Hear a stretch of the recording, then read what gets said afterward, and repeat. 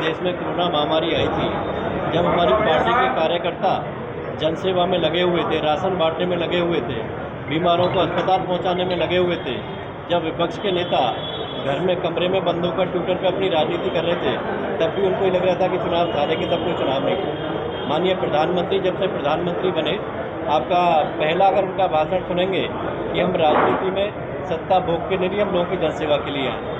हम गरीबों के, माननीय प्रधानमंत्री जी का गरीबों की सरकार है, दलितों की सरकार है, महिलाओं की सरकार है, किसानों की सरकार है, देश के हर नागरिक की सरकार है।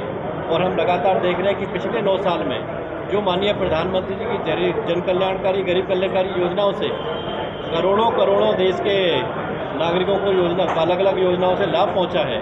निश्चित ही इतने लंबे काल में कांग्रेस और यूपी का शासन 63 साल देश में रहा, वो जो काम 63 साल में नहीं कर पाए, वो कार्य माननीय मोदी जी के नेतृत्व में देश के दलितों को, गरीबों को, किसानों को, महिलाओं को, वंचितों को पिछले 9.5 साल में वो योजना धरातल तक उनके पास पहुँची है। जब कांग्रेस की सरकार थी, उनके प्रधानमंत्री स्वर्गीय राजीव गांधी जी कहते थे कि देश के भ्रष्टाचार इतना बढ़ गया है कि हम दिल्ली से 1 रुपया गाँव के विकास के लिए भेजते हैं, वो 15 पैसे पहुँचते हैं, 85 पैसे रास्ते में गायब हो जाते हैं। लेकिन आज हम मोदी जी के नेतृत्व में गर्व से कह सकते हैं कि अगर आज हमारे किसान साथियों को किसान सम्मान निधि में 2000 रुपये मोदी जी कैसे ट्रांसफर करते, वो 2000 के 2000 रुपये उनके खाते में पहुंच रहे हैं। किसी अन्य 1 पैसे का उसमें घोटाला नहीं हो रहा। किसी पेंशन आ रही है, सीधा उसके खाते में जा रही है, 1 पैसे का घोटाला उसमें नहीं है।